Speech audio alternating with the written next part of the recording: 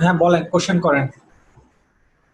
আমি যে কোশ্চেনটা করতেছিলাম সেটা হচ্ছে স্যার, যদি আমি কোনো মানে আর্টিকেল সাইটে যদি আমি কোনো একটা আর্টিকেল কয়েকটা পারে যে কোনো সমস্যা হবে, মানে পার্ট 1 পার্ট 2 দিতে কোনো সমস্যা হবে কি? একটা আর্টিকেলের কি? কয়েকটা পার্টে দিব, যেমন পার্ট 1 পার্ট 2 পার্ট 3। কোথায় দিবেন? আর্টিকেল কথা আপলোড করলাম আর কি, যেমন আর্টিকেল লিখলাম আর সাইডে আপলোড করব বা সাবমিট করব, তো আমি একটা আর্টিকেলে তিনটা বা চার মানে কয়েকটা পার্টে আমি দিতে পারবো কিনা, না আমাকে কোনো আর্টিকেল মানে একটা পার্টি সাবমিট করতে হবে, কোনো ইয়ে আছে কিনা? দিতে পারবেন, কোনো সমস্যা নেই। বাট সেক্ষেত্রে আপনার যে আর্টিকেল সাইটে পাবলিশ করবেন ওদের টার্মস কন্ডিশনস গুলো দেখে নেবেন আগে, যে তাদের আর্টিকেল সাবমিট করার তো একটা নিয়ম আছে, নিয়মটা মেনটেন করেই তো করতে হবে, নাহলে তো আপনার আর্টিকেল সাবমিট করছেন কিন্তু সেটা তো পাবলিশ করবে না। আচ্ছা, জি স্যার।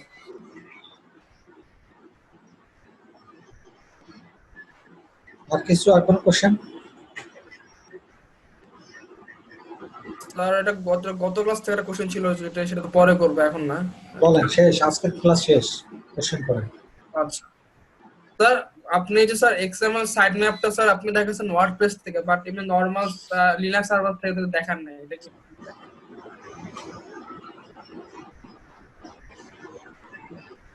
লিনাক্সটা দেখাই নাই সেটা? লিনাক্স বা উইন্ডোতে দেখেন না? হ্যাঁ, আপনি তো ওয়ার্ডপ্রেসে দেখাইছেন স্যার, ওই যে ইওস এসইও বা এসইও 101 টা যে দেখাইছেন তো বুঝতে পারছি, কিন্তু স্যার আমার যে এই সার্ভার যেমন নরমাল সার্ভার ওগুলো দিয়ে কিভাবে করবো লিনাক্স বা উইন্ডোজ সেটা? সেটার জন্য যেটা করবেন, লিনাক্স সার্ভার হলে একটা ওয়েবসাইট আছে দেখেন, xml-sitemap.com, এটাতে কপি করবেন। এটাকে কপি করে এটা আমি আপনাকে দিয়ে দিলাম আপনাদের।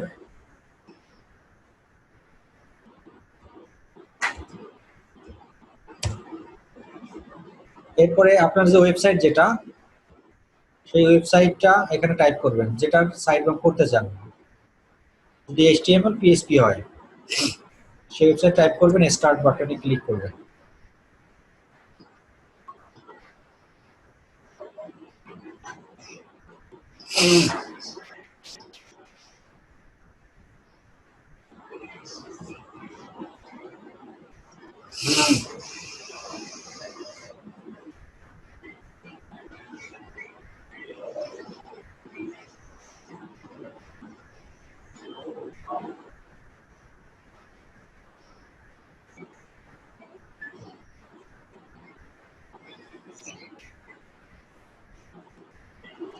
আচ্ছা, যাই হোক, এরকম একটা ফাইল ডাউনলোড হবে। এটা শেষ হয়ে গেলে আপনাদের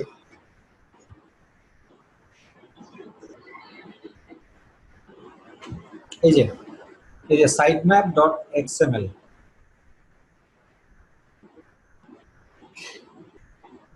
এই যে এটা sitemap.xml নামে এরকম একটা ফাইল তৈরি হবে।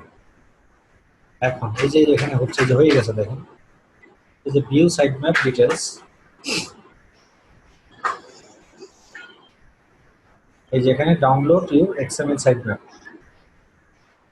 এটা এখন আমি ডাউনলোড দিলে ডাউনলোড হয়ে যাবে। ডাউনলোড হয়ে মূলত ফাইলটা এইভাবে, এই ফাইলটাই ডাউনলোড হবে আর কি। এখন এই ফাইলটাই আপনাকে এখন কন্ট্রোল প্যানেলে আপলোড করে দিতে হবে, আর কিচ্ছু না।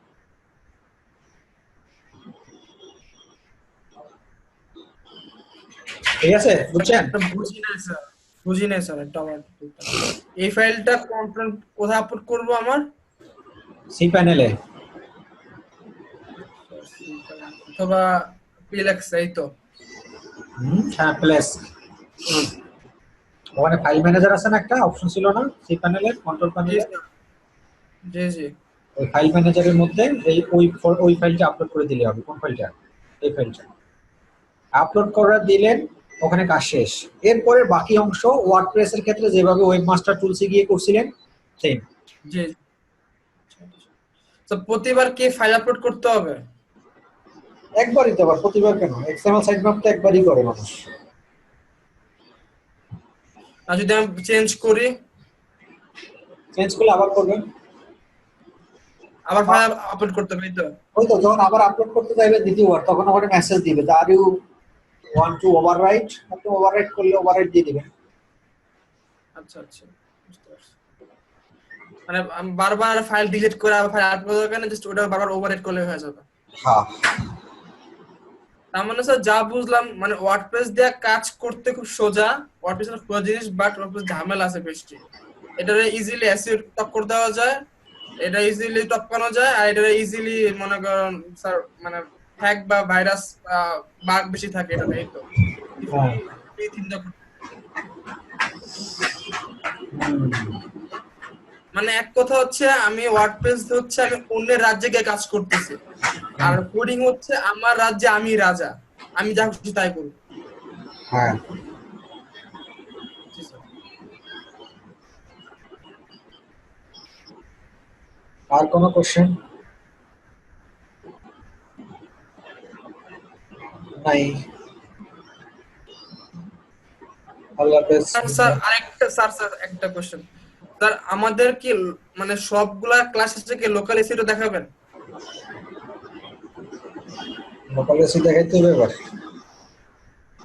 তার কারণ আমাদের যারা আর্টিকেল আমাদের বাংলাদেশে কোনো প্রোডাক্ট নিয়ে কাজ করতেছে, আমি তো বিদেশে ওয়েবসাইটে তো পাবলিশ করতে হবে না, তখন আমি কি করব, সেই ক্ষেত্রে কি করতে হবে? তারপরে তারপর সে কিওয়ার্ড গুলো কি হবে, যেমন বাংলায় তো মনে করেন তো স্যার অনেকে বাংলা হয়তো সার্চ দেয় না, বেশি ইংরেজিতে সার্চ দেয়, কিন্তু বাংলা ওয়েবসাইটে আসে, সেটা কি হবে কি? এটা তো কারণ যেহেতু আমার ওয়েবসাইটের ভিতরে ইংলিশ কিছুই নাই, আমার সব বাংলা, তাহলে ইংলিশ সার্চ দিলে লোকাল এসিও কোনো এসিও নেই, লোকাল এসিও তো কোনো কাজই নেই, লোকাল এসিও যে ফাঁকিবাজি করে, সিম্পল।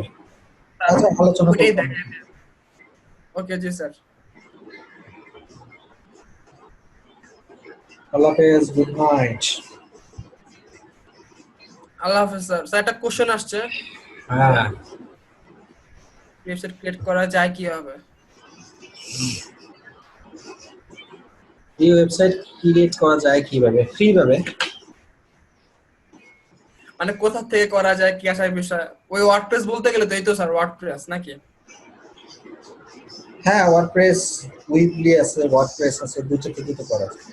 ইনস্টল মানে করতে কত টাকা? অথবা ভাইয়ের কথা হচ্ছে ফ্রি ডোমেইন বা হোস্টিং কিভাবে কি করা যায় আর কি, সেটা হয়তো বা হইতে পারে। ফ্রি ডোমেইন কত থেকে করা যায় সেটা? ফ্রি ডোমেইন তো হয়ে যায় না, একটা ওয়েবসাইট আছে ওটার নাম। বলছিলেন স্যার 1 বছরের জন্য দেয় আর কি, কিছু সময়ের জন্য দেয় আর কি, ডোমেইন করো বা হোস্টিং এর জন্য কিছু সময় দেয়। তার জানি কি নাম ছিল, আমি তো ভুলে গেছি। এটা মনে হয় ছিল যে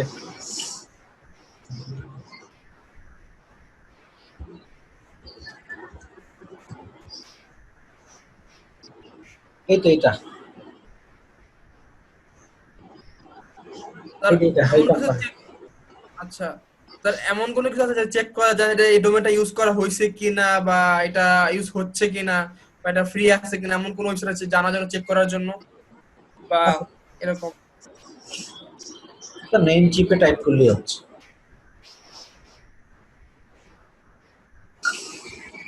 এই যে এখানে আপনার আর স্যার ডোমেইনের প্রাইস নাকি স্যার ভ্যারি করে, মানে .net .org এগুলো হিসেবে নাকি ডোমেইন প্রাইস ভ্যারি করে?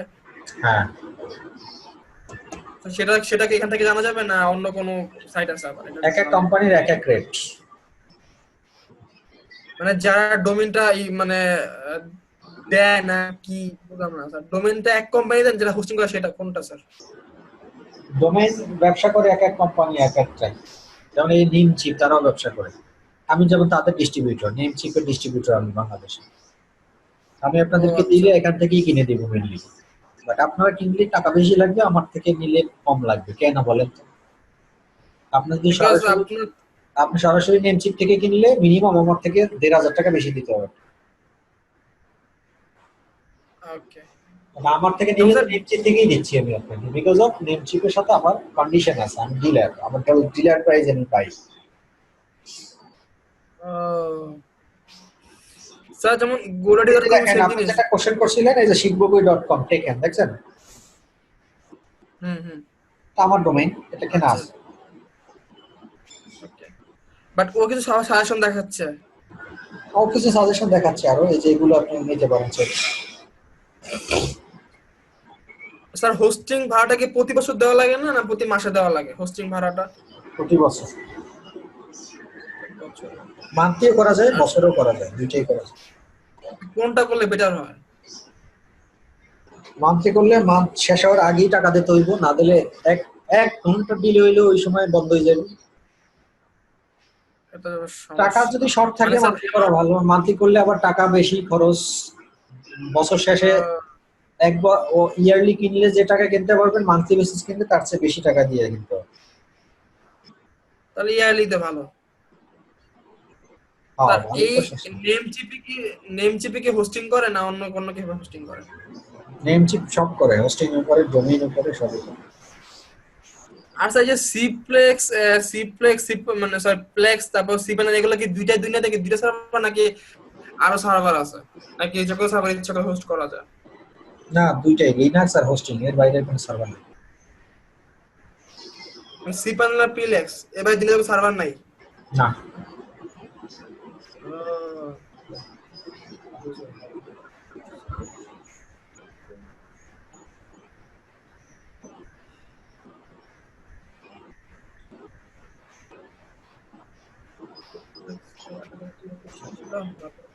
এই তো দিলাম, তো এটা থেকে করেন, এই যে www.tk। Find a new free domain, trial free domain কিনা আবার কাজ কাজ করতে হবে। স্যার আপনি যদি ওই যদি ইসে করতেন ভালো হতো, ওর পিছনে যদি সেখান থেকে ভালো হতো। কি? আপনি যদি ওয়েব ডিজাইনের ক্লাস নিতেন খুব ভালো হতো স্যার, আপনি ভালো বুঝাইতে পারেন তো, এই জন্য আপনাকে বললাম। ওয়েব ডিজাইন আপনি শিখতেছেন? না না, যদি আপনি শিখাইতেন তাহলে ভালো হতো, আপনার থেকে শিখতাম আর কি। ও ওয়েব ডিজাইন মানে এক আপনার মহিলা পড়ায়, এক ম্যাডাম, ওরও বাড়ি চিটাগং, আমি চিনি, ও অনেক জুনিয়র, বয়সে আমি অনেক ছোট। স্যার আমি বলছিলাম কিন্তু এখন জানুয়ারি থেকে আবার শুরু হবে, জন্য এখন আপাতত স্টপ আছে না, পাশাপাশি এটা করতাম আর কি, পসিবল হইতো।